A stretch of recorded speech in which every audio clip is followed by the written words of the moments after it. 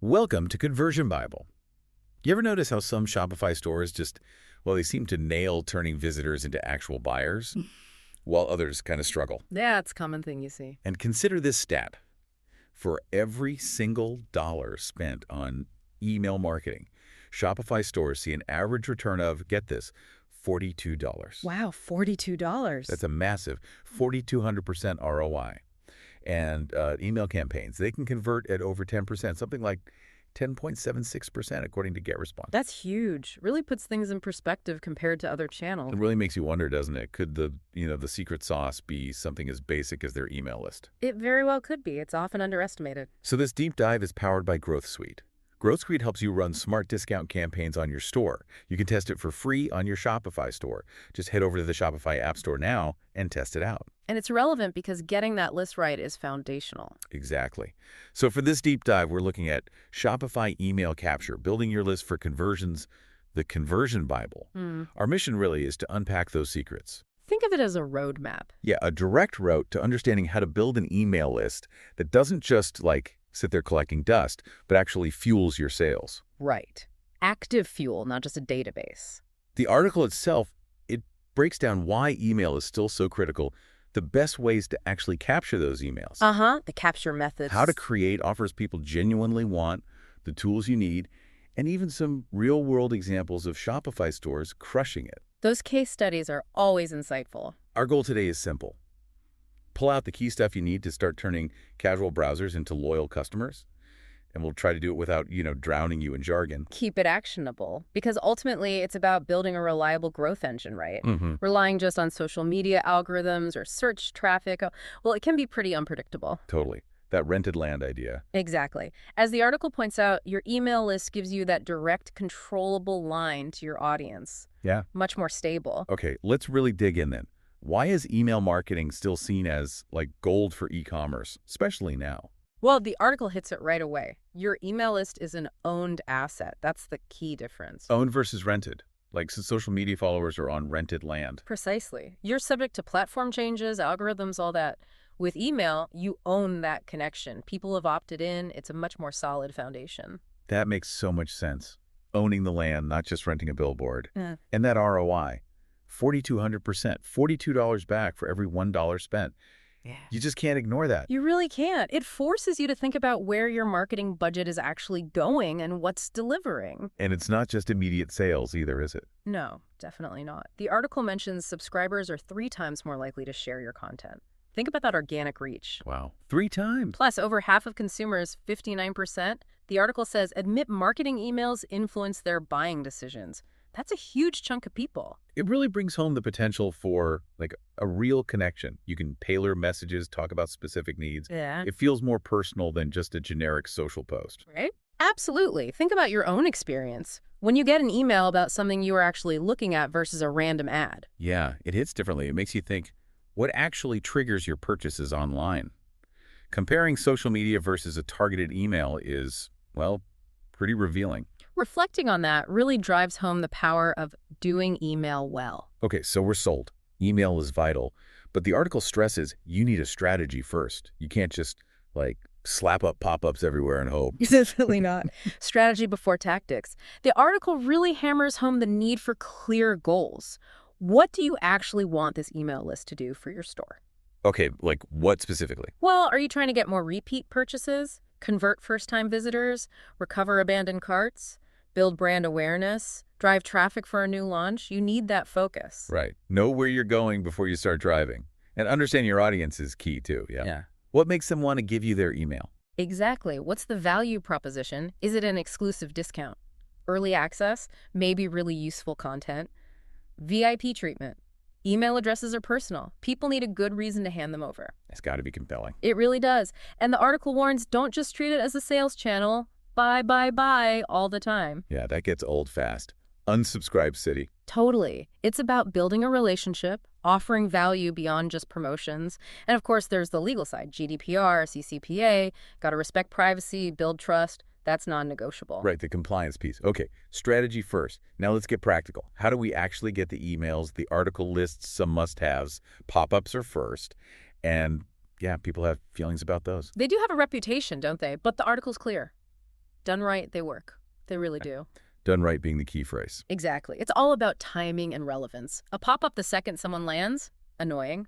But one that shows up after they've browsed a bit, or maybe right as they're about to leave, that's different. The exit intent thing? Yeah, exit intent technology. It detects when the cursor moves towards the exit button. Yeah. It can have much higher conversion rates, potentially 10% or even more, because you're catching them at that critical moment. Okay, that makes sense. Catching them when they've shown interest but haven't quite left. What about those in-content forms?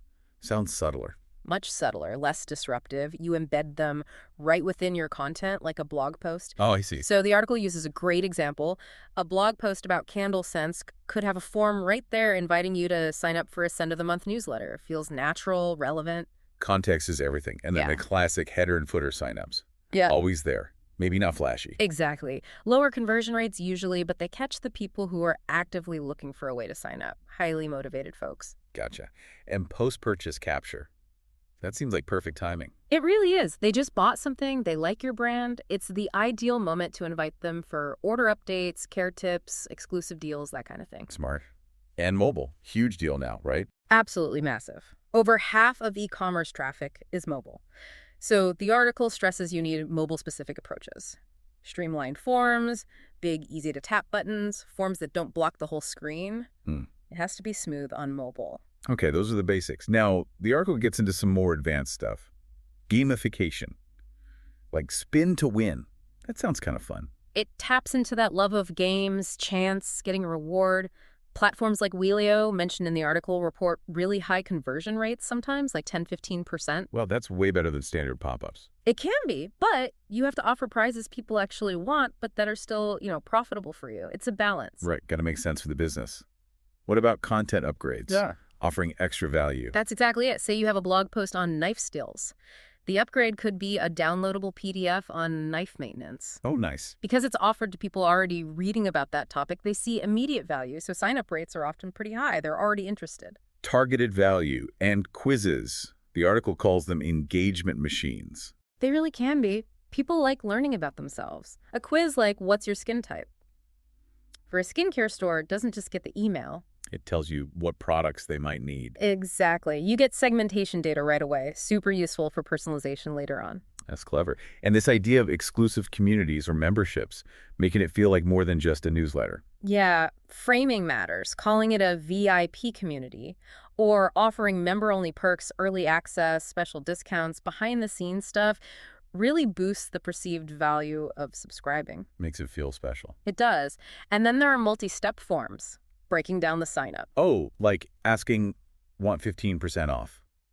First, with a yes, no. Right. And then asking for the email if they click yes. It uses that commitment principle. They've already said yes once, so they're more likely to complete the next step. Interesting psychology there. These advanced methods seem powerful for getting not just more emails, but maybe more engaged subscribers too. That's the goal. Quality over just quantity. People genuinely interested. Okay, so you've got the methods lined up, but the offer itself has to be good, right? Otherwise, why sign up? Discounts are obvious, but how do you do it right? Good question. The article suggests a one-time discount for new subscribers is pretty standard, maybe 10–15% off the first purchase, Right. but maybe set a minimum spend to protect your margins, and an expiry date creates urgency. Makes sense. Percentage off versus fixed amount, does it matter? It can. Depends on your average order value.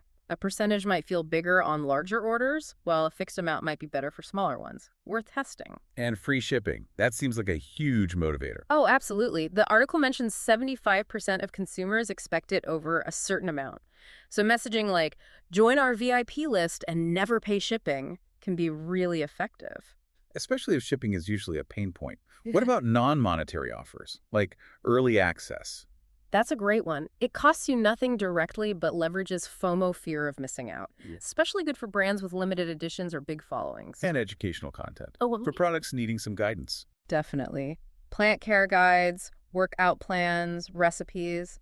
If it's genuinely useful and related to your products, it can be a strong draw. It all comes back to providing value. Exactly. And the article keeps repeating, test, test, test. What works for one store might not work for another. Right. No magic bullet. You got to A/B test different offers and track not just signups. But redemption rates, how many actually buy, what they spend, their long-term value, it's about attracting potentially loyal customers, not just discount hunters. Okay, let's switch gears to the tech side. Setting this up on Shopify. The built-in stuff is pretty basic, right? Yeah, Shopify has a simple newsletter form. Customer accounts can capture emails, maybe some basic pop-ups depending on the theme, but they're limited. That's where apps come in. And the article specifically shouts out Growth Suite. What did it like about it? It highlighted things like being able to control when pop-ups show, intelligently not showing them to people already subscribed. Oh, that's smart. Avoid annoyance. Exactly. Also, its mobile pop-up design, the way it can autocomplete email fields from browser data, and even suggesting common domains like @gmail.com to cut down on typos. Those little things add up to a better experience. The article mentions others too, like Privy, Optimonster, Klaviyo, Wheelio. Yeah, lots of options, each with slightly different strengths. When choosing, the article says you need to consider. Let me guess. Integration. Definitely. Does it connect smoothly with your main email platform like Klaviyo or MailChimp? What kind of forms and triggers does it offer? What's the pricing? And crucially, does it slow down your store? Site speed is huge. And mobile responsiveness, again? Non-negotiable. You have to test how forms look and work on different phones and tablets. And once you pick an app, make sure it talks to your email marketing platform so new signups go straight to the right list. Absolutely. Seamless integration is key. Yeah. And then test everything before you launch. The final check. What should you test? Go through the whole sign-up process yourself. From every form. Check confirmation emails if you use double opt-in. Make sure the data appears correctly in your email platform. Test any welcome emails. Check the discount code works. Right. Don't want a broken first impression. Okay, design. Making the forms themselves work better. Minimalism is key. Generally, yeah. Fewer fields means higher completion. The article even says going from 4 fields to 3 can boost conversions by up to 50%. Often, just starting with email is best. Wow, 50%. Yeah. And the button text matters too, not just submit. Big time. Use benefit-focused text. Get my 15% discount or unlock exclusive content. That simple change can lift conversions 10-30%. It tells them why they should click. What about colors? The button needs to stand out. Use contrast. The article mentions general ideas: green for go, orange for excitement, blue for trust, but mostly make sure it pops and is accessible. Good contrast is vital. And mobile-first design, again. Design for the phone, then adapt up. Exactly. Think about touch targets, big enough buttons. No horizontal scrolling. Readable text. And use visual hierarchy, make the headline, fields, and button flow logically. Guide their eye. Makes sense. Make it easy, clear, and appealing. That's the goal. Seamless and intuitive, whatever device they're on. Okay, forms designed. Now, when and where do they show up? Timing and placement matter hugely, the article says. Start with the customer journey. Right. Tailor the approach. A first-time visitor might get a welcome offer, someone on a product page, maybe a specific discount for that item, someone leaving the cart, a reminder or special offer. Post-purchase, we talked about that. Different stages, different needs. Entry pop-up versus exit intent. Trade-offs. Entry grabs attention immediately but can annoy. Exit intent catches them as they leave, often higher conversion because they've already engaged. So exit intent is often better. Often, yes. The article also suggests time delays wait 20-30 seconds or until they scroll down. Or that latter approach. Start subtle, maybe an inline form, then a slide in, then exit intent as a last resort if they still haven't signed up. Less intrusive layers and page-specific targeting. Different offers on different pages. Makes total sense. Homepage offer versus blog post offer versus product page offer, maximize relevance, and frequency capping. Super important. Don't annoy people by showing the same pop-up constantly. Exactly. Limit how often someone sees it. Use cookies to remember if they've seen it or dismissed it. Keep the user experience positive. Okay, timing, placement, now the words themselves. Copywriting magic. Headlines first. Gotta grab attention. Focus on the benefit. Spark curiosity. Use numbers. Ask questions. What's in it for them? And FOMO, fear of missing out. Can work, but the article stresses. Use it truthfully. Real limited time offers, genuine scarcity, no faking it. Right, don't be shady. Okay. What about addressing worries, like spam? Yeah, preemptively tackle objections. Assure them you won't spam. Make unsubscribing easy. Be clear about what they'll get and how often. Set expectations. Builds trust. And social proof, showing others have signed up. Huge confidence booster. Mention subscriber numbers, show ratings, testimonials, media mentions if you have them. Shows others trust you. Makes it feel less risky to sign up. And again, Testing. Always testing. A/B test headlines, button text, benefit statements. See what resonates best with your audience. Okay, quality over quantity seems like a big theme. Segmentation and personalization are next. It's not just about getting emails, but the right emails. Exactly. The article suggests maybe collecting more data than just email interests, preferences, purchase time frame, but only if you'll actually use that data. Don't collect data just for the sake of it. Right. Have a plan for how you'll use it for personalization. Quizzes, as we said, are great for this gathered data while engaging them. And behavioral segmentation, based on what they do on the site. Yeah, showing different offers based on pages viewed, time spent, how often they visit, and progressive profiling asking for a bit more info over time, not all at once. Gradually building the picture. It's a balance, though. Don't ask for too much too soon. Keep the sign up easy initially. Makes sense. And trust is woven through all this. Privacy is huge today. Clear privacy policies. Absolutely fundamental. Make it easy to find, easy to understand, even frame it as a benefit. We respect your privacy. We don't share your data. You're in control. And compliance. GDPR, CCPA. Gotta comply. The article suggests maybe just adopting the highest standard globally simplifies things and builds trust everywhere. Then there's the single versus double opt-in choice. Right. Confirm email versus immediate sign-up. Double opt-in gives a cleaner list. Generally, yes. Verifies real interest, reduces bounces. But single opt-in has less friction. It's a trade-off to consider based on your goals. And showing social proof, again, builds trust here too. Definitely. Subscriber numbers, testimonials, trust badges.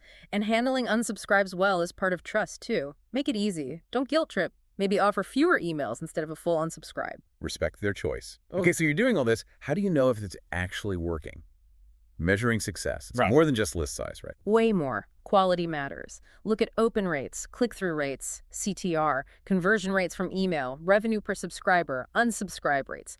Those tell the real story. What are typical benchmarks? The article gives rough averages, maybe 2-5% conversion for pop-ups, less for embedded forms. Email open rates, 15-25%, CTR 2-5%. But focus on your trends over time. That's what matters. Track your own progress. And A/B testing methodology. Have a clear hypothesis, create your variations, run the test long enough to get meaningful data, analyze the results. Standard stuff, but crucial. And connecting emails to actual revenue. How do you do that? Track direct clicks leading to sales. Look at assisted conversions where email was part of the journey.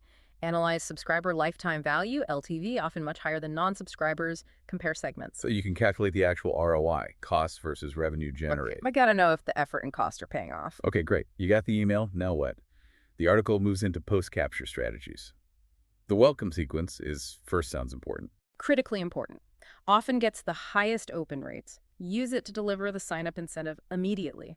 Set expectations, tell your brand story, highlight key products, encourage that first purchase. How many emails? Typically. Maybe 3 to 5 emails over the first week or two. Got it. And abandoned cart emails.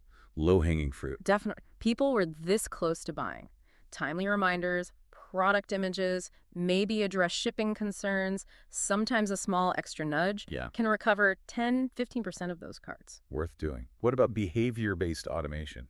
Super powerful. Trigger emails based on actions, viewed product emails, category browse reminders, post-purchase follow-ups, wish list reminders. Much more relevant, much higher conversion. Using that data you collected. Exactly. Put segmentation into action. Send targeted campaigns to specific groups based on interests or purchase history. And don't forget re-engagement campaigns for inactive subscribers. Trying to win them back. Yeah. Clear subject lines, special offers, asking for feedback, letting them update preferences. Try to bring them back into the fold before you consider removing them. So the capture is just the start of the journey. It's about ongoing nurturing. Absolutely. The article wraps up with some success stories. Little Words Project, Harper Wild, Urban Style Wear, showing different tactics working. What were the common threads? Clear value prop, on-brand experience, smart timing, good follow-through with valuable content, and always testing and optimizing. They also list common pitfalls to avoid. Like too many pop-ups. Yeah, or collecting emails with no follow-up plan, ignoring mobile, hurting site speed, forgetting compliance. Basic mistakes, but easy to make. So bringing it all together, building that quality email list isn't just like a side task for Shopify stores. It's foundational. It's absolutely crucial for sustainable growth, consistent sales, and building real customer relationships in today's world. It becomes a predictable revenue stream, reducing reliance on channels you don't control. Exactly, a core business asset. Okay, so here's a final thought for you listening. After this, maybe just pick one thing we talked about, one area you can realistically implement or improve in your store right now. Just one small step. Yeah, challenge yourself. Start testing it. See what happens. You might be really surprised at the impact. It raises that final question. What's the single most impactful action you can take today to start building a better email list? This deep dive was powered by Growth Suite. Growth Suite helps you to run smart discount campaigns on your store. Test it for free on your Shopify store. Just land on the Shopify App Store now and test it for free.